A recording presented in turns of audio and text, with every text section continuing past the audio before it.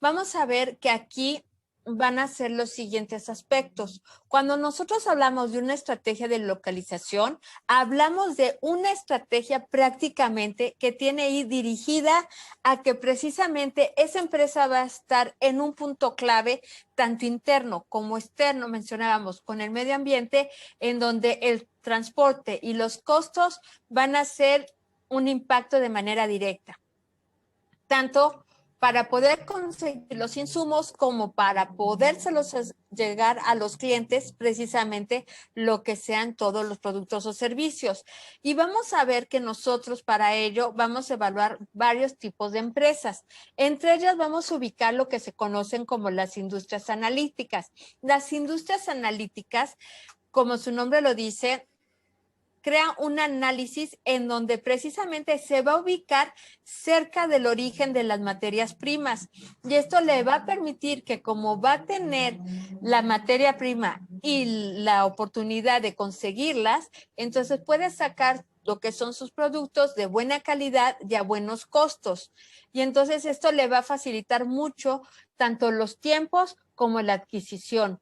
Y obviamente esto reditúa en que va a haber menos inversión para que pueda sacar mejores productos. Otro aspecto importante son las industrias simétricas.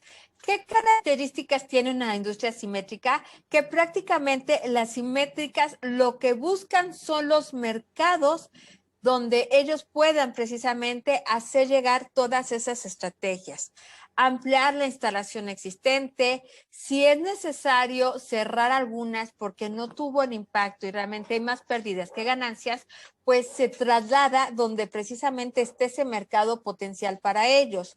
Y obviamente esto les va a permitir abrir nuevas instalaciones en lugares donde es muy importante el estudio de mercado para que tenga la aceptación y en caso de que haya productos similares, haya la diferencia que el cliente lo puede identificar para que precisamente haya esa adquisición en los mercados.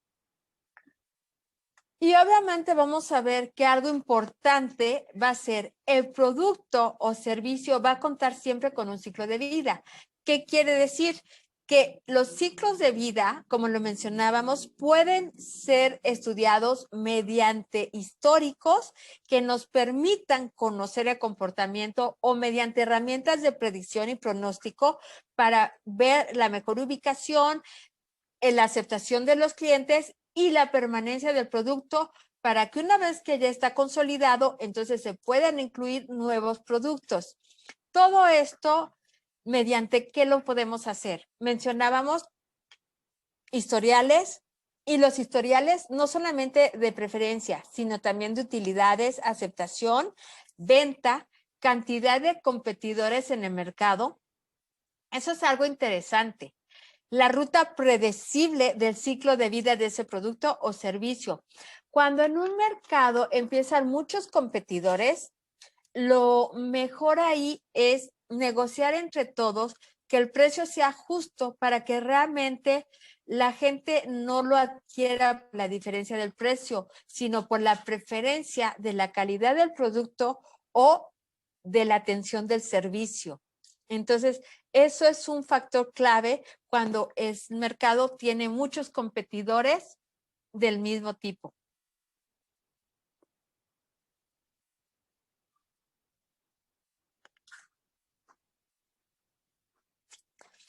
Por lo mismo, el ciclo de vida de un producto va a tener lo que nosotros conocemos como un ciclo de vida.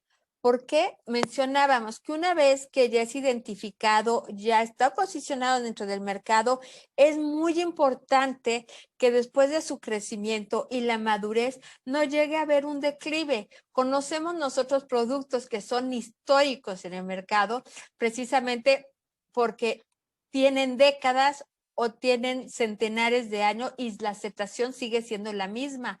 Entonces, es importante evaluar eso y tenerlo presente. ¿Por qué? Porque hay que ver si hubo una modificación de los clientes o si el producto tuvo una modificación por lo cual está teniendo ese declive para precisamente sostenerlo en su proceso de madurez y aceptación.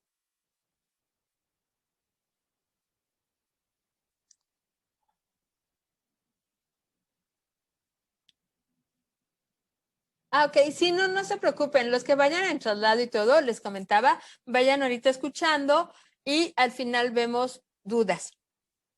Entonces, bueno, otro aspecto importante, y esto es un factor clave, porque muchas veces cuando no se hace una buena estrategia de investigación del mercado, entonces podemos tener un muy buen producto, pero que fracase.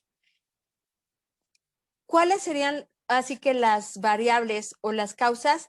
Primero, el producto no satisface las necesidades. ¿Qué quiere decir? Que se hizo la investigación, pero a lo mejor se está metiendo en un lugar diferente y entonces no es lo que la gente necesitaba en ese lugar. Donde se hace el estudio es donde el producto va a entrar. Eso es muy importante, porque a veces se contratan compañías muy especializadas en universidades del mercado, pero lo van a realizar en un lugar distinto y cuando el producto se lance en otro, obvio, estamos hablando de dos cosas muy diferentes.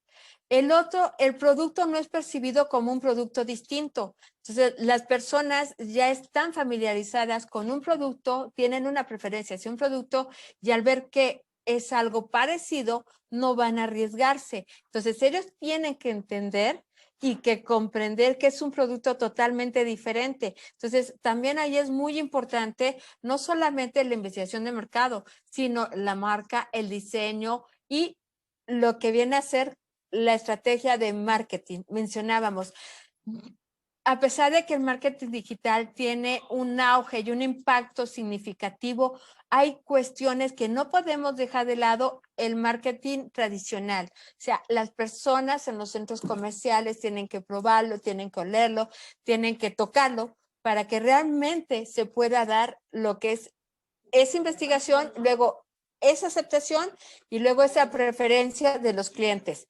Otro aspecto importante es la sobreestimación de la demanda. Alguien puede ser muy idealista, pero no realista. Entonces, por eso mencionábamos, o sea, ser muy realista para que efectivamente no falte ni tampoco sobre. Otro aspecto, tenemos el mal diseño de la estrategia de introducción, que obviamente esto absorbe a muchos de los puntos que ya estuvimos platicando. Y por eso es muy importante lo que, o sea, primero saber qué es lo que se quiere, cómo se quiere, en dónde se quiere, para qué. O sea, las preguntas clave que debo de contestar y luego entonces desarrollar toda la estrategia para hacer precisamente ese lanzamiento del producto. Y obviamente la falta de experiencia. Entonces, aquí en algunos casos vemos que precisamente hay cosas muy buenas, pero no quedan más que en una idea. Entonces, ese aterrizaje tiene que ir concretado precisamente con todo lo que acabamos de mencionar. Entonces, sí es muy importante hacer todas estas etapas para que precisamente el producto pueda ser un éxito y tenga una permanencia en el tiempo. ¿Qué otros aspectos entran importantes dentro de lo que veíamos precisamente factor clave de éxito para la producción? Pues la distribución de la planta. Eso es un factor clave. ¿Por qué? Porque dependiendo de la distribución va a ser como se van a encontrar ordenados los espacios para que yo pueda tener satisfacción de algunas necesidades, ya sea movimiento de material, movimiento de almacenamiento, de líneas de producción o movimiento del personal. Y aquí es vital que no podemos dejar de lado que se sigue dando lo que es la seguridad como factor clave, el personal como factor clave. Entonces, cuando nosotros hablamos de la distribución, tenemos que tener presente que esos dos aspectos son primordiales dentro de mi planeación para que precisamente yo pueda lograr esa producción deseada. ¿Qué tengo que hacer entonces? Tener objetivos claros de la distribución de la planta. Integrar todos los factores que afectan la distribución. Mover el material según distancias mínimas, porque las distancias mínimas siempre van a ser un factor de seguridad. Circulación de trabajo a través de la planta, perfectamente marcado, señalizado, con los equipos de seguridad, con la capacitación y entrenamiento de las personas y utilización efectiva de todo el espacio, mínimo esfuerzo y seguridad.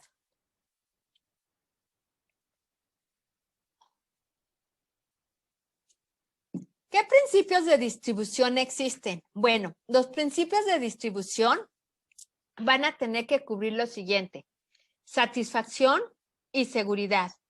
Si el personal no está estresado, está comprometido, está a gusto, obviamente va a rendir mucho más. Se va a sentir por lo mismo integrado en los diferentes niveles, ya sea en una estructura vertical u horizontal, y va a haber un ambiente de camaradería y armonía. Por lo mismo, va a haber mínimas distancias recorridas, va a haber un flujo, y no solamente de materiales, sino de todo. Principalmente hablábamos emociones, energía positiva, que nos va a permitir que precisamente esos espacios perfectamente diseñados, integrados, y hablando de seguridad, pueden ser muy cúbicos, pues van a tener flexibilidad. Y entonces esto es importante, por eso considerar que va a ser un círculo cerrado. ¿Por qué? Porque todo va a fluir de manera transparente y mencionábamos de manera natural, lo cual me va a permitir, obviamente, tener muy buenos resultados. Para ello, ¿qué tengo que considerar? Pues principalmente los tipos de distribución en la planta. Y ojo, esto es una estrategia importante, porque a veces no necesitamos grandes espacios, sino lo que necesitamos es una muy buena estrategia de saber tener las cosas ordenadas y limpias y seguras. Y para ello podemos manejar lo siguiente: una distribución por posición fija. ¿Qué quiere decir? Que el material permanece en situación fija y lo que se desplaza son tanto el personal como las maquinarias. La siguiente es una distribución por proceso, y como hablamos nosotros de proceso, lo que vamos a hacer es que las operaciones del mismo tipo van a estar prácticamente concentradas dentro de lo que viene a ser la misma célula o los mismos sectores. En muchos lugares lo conocemos precisamente como células, entonces por eso es importante el lenguaje que se ocupe dentro de prácticamente lo que es la empresa. Otro aspecto puede ser la distribución por productos. La distribución por producto nos va a permitir que el material se desplace de una operación a otra. Y aquí vamos a ver que precisamente ya las líneas están fijas, las personas saben, llegan a sus lugares y prácticamente se les va acercando todo lo que ellos van necesitando para que precisamente se pueda dar esta situación. ¿Qué factores van a afectar la distribución de la planta?